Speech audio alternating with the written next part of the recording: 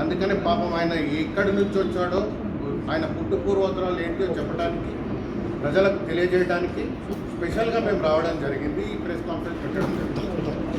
పాపం ఈయన నిన్న ఏ హోస్ట్లో ఉండేనో మరి తెలియదు, కానీ ఇప్పుడు ముఖ్యంగా ఫస్ట్ మహేష్ కుమార్ గౌడ్ గారి గురించి మాట్లాడు. పాపం ఈయన ఆ పుష్ప వ్యాపారం అంటే ఎర్రచందనం వ్యాపారం చేయంగా మహేష్ కుమార్ గౌడ్ గారు 94లో ఫస్ట్ టైం పోటీ చేసిండు. అంటే ఈయన దొంగతనాలు చేస్తున్నప్పుడు ఈయన రాజకీయాల్లో ఉన్నాడు. అట్లాంటి వ్యక్తిని పట్టుకొని నువ్వు ఎన్నికల్లో పోటీ చేయి, రిజైన్ చేయంటే ఓకే. ఇప్పుడు నేను ఆర్మూర్ జంబీ హనుమాన్ సాక్షిగా ప్రమాణం చేస్తున్నాను, రేపు పొద్దున నువ్వు రాజీనామా చేయి. రాజీనామా చేసిన తర్వాత మా కాంగ్రెస్ పార్టీ అభ్యర్థిని నిలబెట్టి నిన్ను చిత్తుగా ఓడించకపోతే రేపు పొద్దున మహేష్ కుమార్ గౌడ్ గారితో పిసిసి ప్రెసిడెంట్కు రాజీనామా చేపిస్తాను. ఆ సవాల్కు సిద్ధం. అది మనిషి అన్నప్పుడు కొద్దిగా ఒళ్ళు దగ్గర పెట్టుకొని మాట్లాడాలి. ఇప్పుడు పెద్దలు సుదర్శన్ రెడ్డి గారు లేకపోతే, మహేష్ కుమార్ గౌడ్ గారు లేకపోతే, రేవంత్ రెడ్డి గారు అభివృద్ధిలో పోనీ అని నువ్వు బీజేపీ ఎమ్మెల్యే ఉన్నా కానీ నీకు ఇంటిగ్రేటెడ్ స్కూల్ ఇచ్చారు. నువ్వు పైరవీలు చేసి అన్నది మార్చుకోవద్దని దండాలు పట్టుకున్నది మర్చిపోయావా? ఇంకోటి, మీ ఎంపీ ఎమ్మెల్యేలు ఉండి బోధన్ నుంచి జగిత్యాల వరకు ఒక్క మున్సిపాలిటీ అయినా గెలిచారా? ఇదే మహేష్ కుమార్ గారి నాయకత్వంలో, పెద్దలు సుదర్శన్ రెడ్డి గారి ఆధ్వర్యంలో, రేవంత్ రెడ్డి గారి ఆశీస్సులతో ఒక్క మున్సిపాలిటీ క్లీన్ స్వీప్ చేసినామని. నువ్వు ఆర్మూర్ మున్సిపాలిటీలో 5 సీట్లు గెలుచుకున్నాడు. నువ్వు మహేష్ కుమార్ గారి గురించి మాట్లాడే స్థాయి ఎక్కడిది మిత్రమా? గుర్తు చేసుకో. ఎన్నిసార్లు పోలీస్ స్టేషన్లో యుద్ధాలు పడ్డావు? ఆ ఫోటోలు అన్నీ తీపించి చెప్తే బాగుండదు. ఏదో పుష్ప నీ మీదనే పుష్ప సినిమా తీసిండ్రు అంటారు జన. నువ్వు ఎర్రచనం దొంగలకు నువ్వు ఉండి నువ్వు ఈయన ఆస్తులు అమ్ముకున్నాడు మహేష్ కుమార్ గౌడ్ గారు. ఇట్లా మాట్లాడితే ఎటుపోతున్నది మన రాజకీయాలు ఎటు తీసుకెళ్తున్నారు? మేము పెద్దలు జైపాల్ రెడ్డి గారు ఉన్నప్పుడు ఆ నిజామాబాద్ మున్సిపాలిటీకి 90 కోట్ల నిధులు ఇచ్చాం. మరి మీరు ఎంపీ, మీ ఎమ్మెల్యేలు ఏమెల్గా పెట్టారు? కేంద్రం నుంచి ఏమి నిజామాబాద్కు ఫండ్ తెచ్చారు?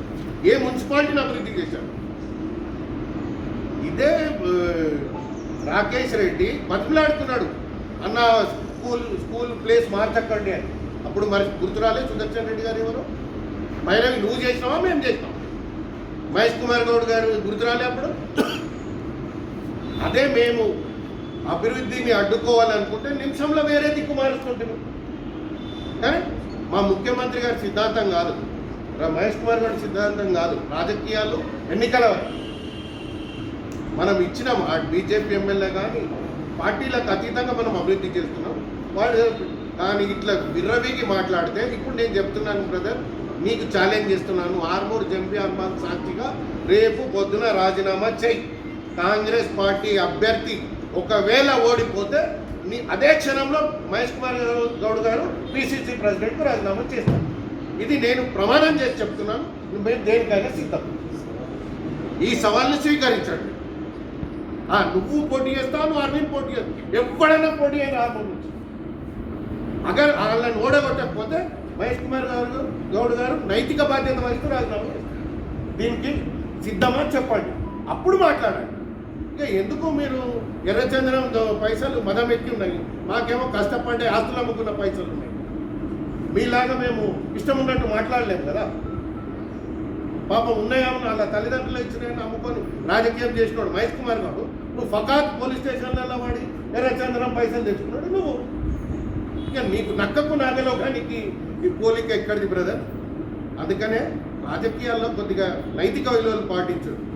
కొద్దిగా గుండె మీద చేసుకొని ఆలోచించండి. అరే బీజేపీ ఎమ్మెల్యే ఉండగా కానీ ఇంటిగ్రేటెడ్ స్కూల్ ఇచ్చినాము, అది మర్చిపోకండి. ఇదే ఇప్పుడు మా సవాల్ని స్వీకరిస్తా అంటే రేపు పొద్దున ఇదే స్టేట్మెంట్ మహేష్ కుమార్ గౌడ్ గారితో ఇప్పిస్తాను.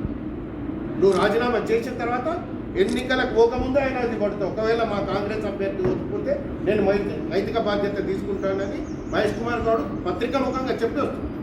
దానికి నువ్వు సిద్ధమా చెప్పు. ధన్యవాదాలు.